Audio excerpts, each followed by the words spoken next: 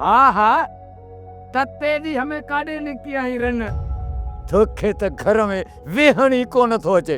ॻाल्हि त ॿुध, मुंहिंजी मर्ज़ी आहे केॾा बि घुमां फिरां तुंहिंजो छा ऐं तूं जो घिटियूं मापींदो थो अती मूं तोखे कुझु चयो आहे? मुंहिंजी मर्ज़ी आहे। पर मां पुछां थो त आख़िर तूं वञे काॾे थी? आउं त दी शहज़ादी जे कम सां वई हुअसि, उनखे ख़ुशख़बरी ॿुधाइण पई वञा। ख़ुशख़बरी आहे अड़ी हुननि जो घर उजड़ियो पियो आहे, छोकिरी मौत ज़िंदगी जे ॿिए वाटे ते बीठी आहे। हाणे तूं वञी कहिड़ी उन्हनि खे ख़ुशख़बरी ॿुधाईंदीअ? ईअं न थिए मतां कंहिंजी दिलि रंज करे मथो चिथींदो माए।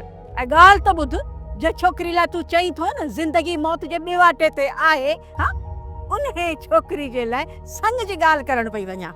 भला इहो कंहिंसां? छोकिरी मनी थी सही? ऐं अदी शहज़ादी ऐं अदे धणी बश्क मूं ते बार रखियो त छोकिरे लाइ को संग ॻोल्ह। सो आउं वई हुअसि इहे छोकिर सालियूं आहे न उन जी ॻाल्हि करण।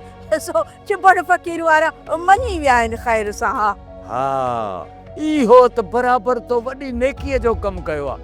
पर ख़ुदा करे त इहा मूं महिल छोकिरी मञे, नखरा न करे। ऐं हाणे आउं पंजे मूं सम्झाईंदीसांसि, हरू भरू नखरो करे माइटनि ते बार न थिए। आख़िर धीउ धण खे माइटनि जो घर छॾिणो त हूंदो आहे न। सो ख़ैर सां पाइणजी वञे त सुठी ॻाल्हि आहे। बिस्मिल्लाह।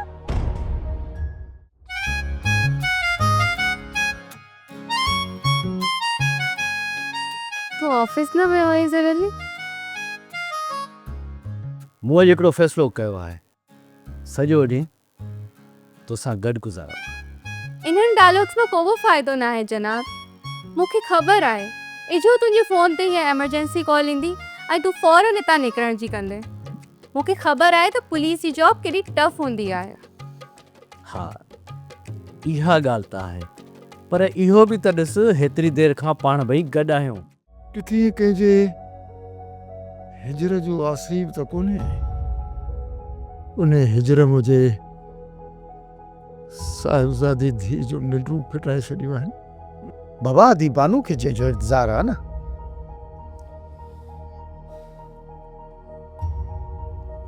उहो मरी चुको आहे। छा मतिलब? भला मूंखे इहा ॻाल्हि त ॿुधाए, को मरी वियल जो इंतज़ारु कबो आहे छा? या बानू खे इहा ख़बर न आहे त जंहिंजो वाटूं पई निहारे उहो हिन दुनिया में रहे कोन्हे? ख़बर अथसि बाबा, सॼी ॻाल्हि जी सुध अथसि। पर अलाह साईं मुंहिंजी भेण खे हौसले वारो ठाहियो आहे। पर जेके हिन जूं सफ़ा पकियूं सहेलियूं ई वेझियूं आहिनि न, हिन किसे जी ख़बर उन्हनि खे बि न आहे। एतिरी सब्र वारी आहे मुंहिंजी भेण, सभु पंहिंजे सीने में अंदरि सांढियो वेठी आहे। तो पंहिंजी ते आई त होॾे ॻाल्हि हलंदी ई कोन। वेरुन जी वस्ती, वेरुन जी वस्ती।